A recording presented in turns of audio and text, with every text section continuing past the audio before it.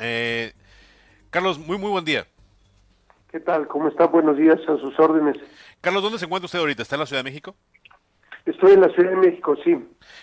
¿Cuál es el saldo que nos pudiese compartir esta mañana respecto, o bueno, a días, ya semanas de los primeros sismos, a unos días del sismo del pasado 19 de septiembre? ¿Cuál es el saldo que tienen ustedes ahí en Senapred? Sí, tenemos nosotros como saldo al corte, al último corte, 326 personas fallecidas en total. En la Ciudad de México tenemos 187, en Morelos 74, en Puebla 45, 13, sí, 13 en el Estado de México, 6 en Guerrero y 1 en Oaxaca. Estos sismos ha continuado habiendo réplicas del sismo tanto de Oaxaca como muy pocas del sismo del 19 de septiembre, que es el que afectó a la Ciudad de México. Solo hay 2 sitios actualmente en donde se está llevando a cabo actividades de búsqueda y rescate. A veces se ha complicado un poco porque han caído lluvias intensas, por ejemplo el día de ayer en la Ciudad de México, pero esta labor continúa, es la labor prioritaria, es la labor primaria, y lo siguiente es la etapa del censo, el levantamiento del censo de toda la información de los edificios, y esto es una labor que va a llevar un poco más de tiempo porque hay miles de edificios que presentan algún tipo de daño, unos muy pequeños pero otros importantes.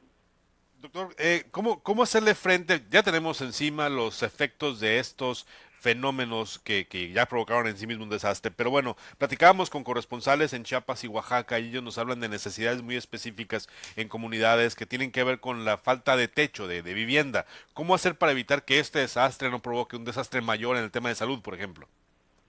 Sí, ha sido un desastre complejo porque iniciamos, primero había pasado Katia a principios de septiembre, esta ciclón que se convirtió en huracán.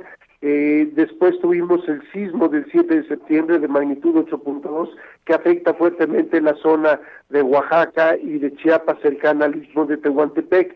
Después tuvimos el sismo del 19 de septiembre que afecta la región de los estados de Morelos, de Puebla, la Ciudad de México y una porción norte del estado de Guerrero.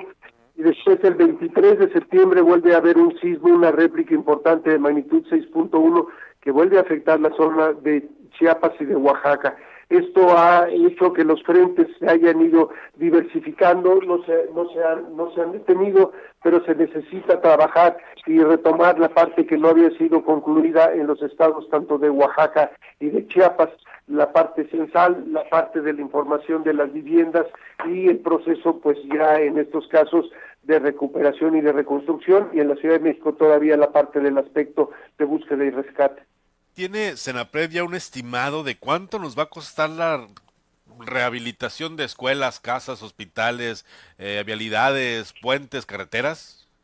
No, todavía no, pero hay recursos que se pueden obtener de diferentes fondos. Está el fondo de desastres al cual se le va aumentando el recurso necesario para cumplir con esa parte.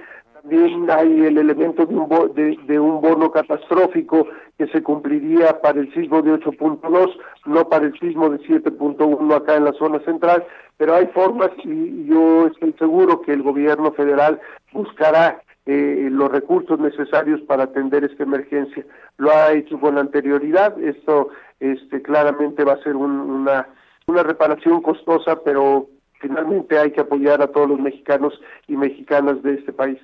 Desde la perspectiva del Centro Nacional de Prevención de Desastres, ¿cuál es el trabajo urgente que se requiere solucionar esta semana, por ejemplo? Primero que nada, terminar con la parte de búsqueda y rescate. Ahí se han estado concentrando, ya quedan solo 2 sitios, todas las labores importantes y lo que se requiere en ese punto. Ya los otros sitios que se han ido despejando y en las zonas de la Condesa, de la Colonia Roma, de la Narvarte, de la del Valle, para aquellos que estén familiarizados con la Ciudad de México, se buscará y se está empujando la parte del censo, la evaluación de cada una de las viviendas. Hay una lista grande que hay que ir cumpliendo punto por punto y definir ahí qué acciones, cuáles son las viviendas que tendrán que ser demolidas o edificios que tendrán que ser demolidos y cuáles tendrán que ser reparados y los esquemas que se tendrá que utilizar en cada una de estas labores. Ciudad de México, pero ¿cuáles serían las otras zonas afectadas del país que requieren trabajo inmediato? Las zonas hay unas partes en el estado de Morelos, en el estado de Puebla, en donde construcciones por usos y costumbres todavía de adobe fueron fuertemente dañados, hay que concentrarse en esas, y había parte de lluvias muy intensas que han generado zonas en donde potencialmente puede haber deslizamientos o movimientos de tierra en las laderas, y eso hay que atenderlo de inmediato, y la parte de Oaxaca y Chiapas, es crítico el que se termine de hacer las evaluaciones y comenzar con la parte de las reparaciones y cómo se va a llevar a cabo esa parte, estas tareas. ¿Hay presencia de personal de CONAPRED en cada uno de los municipios afectados para poder estar al pendiente de las necesidades? Nosotros lo hacemos a través de lo que es el Comité Nacional de Emergencias, Okay. en donde que tiene su sede aquí, que ha sido instalado desde el 19 de septiembre de manera permanente, en donde las instituciones del gobierno federal tienen representantes de alto nivel que tienen gente, le llamaríamos nosotros en el campo, en donde podemos estar recibiendo información o requerir información dependiendo de las necesidades de diferentes municipios o poblaciones. Entonces hay una comunicación constante con las zonas afectadas para ir dando la atención. Si han perdido la energía eléctrica, aquí está el representante de CFE, si hay pérdida de agua, está con agua, etcétera, etcétera, para irle dando salida a cada uno de estos puntos. Hay 326 personas fallecidas en esos estados afectados por los sismos. ¿La cantidad de personas fallecidas podría aumentar a causa de efectos secundarios después de los sismos? Sí podría aumentar, esperemos que no. Una de las condiciones críticas es estas lluvias intensas que han caído en la Ciudad de México. Podemos nosotros pensar que algunas de las personas todavía atrapadas bajo escombros, si no se cubre perfectamente toda la zona de trabajo, si se permea el agua y esta gente pues es mojada y con el frío de la noche el problema de hipotermia se vuelve muy grave. Entonces hay que proteger esos sitios en donde se están llevando a cabo las labores de rescate. También había bajado la temperatura, tenemos un representante del Servicio Meteorológico Nacional que nos dice las condiciones. Nos había comentado que en la noche anterior la temperatura podría bajar hasta entre 5 y 10, afortunadamente se quedó más arriba, pero esa temperatura de frío, pues a través de las estructuras podría afectar a las personas que están atrapadas. Entonces por eso la labor de llegar a estas personas lo más pronto posible. La lluvia y el frío entonces obligan a agilizar las labores de rescate, donde aún se pueden realizar labores de rescate.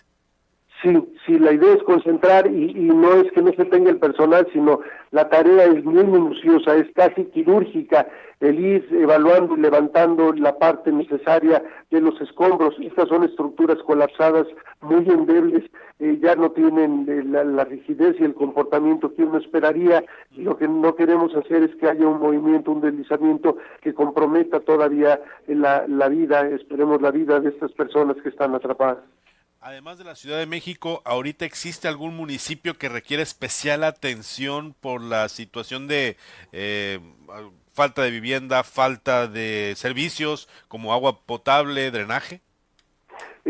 Nosotros consideramos que no, porque se han abierto albergues en todos los lugares en donde se ha necesitado. Le pongo el caso, perdón por regresar de nuevo a la Ciudad de México, pero en cada una de las delegaciones al menos hay un albergue y en muchas de ellas hay varios y los albergues no están completamente llenos. Lo mismo se replica en las zonas, por ejemplo, de Morelos y de Puebla, y todavía continúan personas albergadas en la región de Oaxaca y Chiapas. También poblaciones muy lejanas es un poco más complicado el hacerlo, ahí se llega directamente a la población y se trata de trabajar y de colocar, ver en la medida de lo posible, colocar albergues cerca de ellos. En Chiapas los afectados están pidiendo ya trabajo o apoyo para reconstrucción de sus viviendas. ¿Para cuándo esperan entregar esos apoyos en Chiapas? El proceso de declaratorias de emergencia es un proceso que se inició desde el mismo sismo. nos pusimos a trabajar en determinar si los municipios habían tenido afectaciones por el cálculo de las intensidades que estimábamos. Esto habilita una declaratoria inmediata de emergencia en donde facilita insumos y después los gobiernos estatales piden una declaratoria de emergencia, nosotros le contestamos de inmediato que la corroboramos y esto hace que la Secretaría de Hacienda instale comités evaluadores que van ya analizando directamente lo que se va a requerir en cada uno de los sitios. O sea, todo eso se fue llevando a cabo desde el mismo momento del sismo del 19 de septiembre. Aunque en el caso, por ejemplo, de estados como Oaxaca, donde la cantidad de casas afectadas pasó de 29,000 a casi 59,000, ¿no? Casi el doble, ahí el trabajo se duplica, ¿no? De una semana a otra. Sí, porque se van encontrando y se van viendo poblaciones afectadas más alejadas en donde no se tenía la información y la comunicación. Algunas de estas poblaciones no se podía llegar a ellos porque los mismos caminos habían sido afectados por deslizamientos provocados por el mismo sismo. Entonces, estas comunidades que se van sumando pues son otras consideraciones que se van llevando a cabo, pero consideramos que todos los municipios en donde posiblemente debe de haber afectaciones, eso sí fueron considerados, hizo la estimación de las intensidades y han sido aprobados para que se les suministren apoyos y fondos. Y también se apoya el sector salud para poder evitar enfermedades como el dengue en Oaxaca, Carlos. Sí se han tomado, por ejemplo, se tenían colchonetas inicialmente en regiones de Oaxaca y Chiapas, y el sector salud ha pedido que se les dote de cáteres para evitar que los vectores se propaguen. Ya los cáteres, con la humedad que hay, las colchonetas van a provocar que los vectores se propaguen, entonces se pidió el reemplazo de cáteres y ahí utilizamos quien los tenga. Hay muchas instituciones del sector privado que están en comunicación, entonces se manda un mensaje del requerimiento de cáteres, inclusive de los internacionales. Algunos preguntaron que qué se requería. Viene un avión grande ruso, un Antonov, que trae suministros, casas de campaña y probablemente tenga cáteres. Entonces en eso consiste la organización, en tener la información para ligarla de inmediato y mandarla donde se requiere. Aunque aún no se tienen corte y seguramente faltarán semanas para ello, durante mucho tiempo se supo que el sismo de 1985 en la Ciudad de México fue uno de los desastres más caros en la historia de México. Sin duda, o los cálculos o lo que ustedes estiman dejará atrás esos números este septiembre en específico.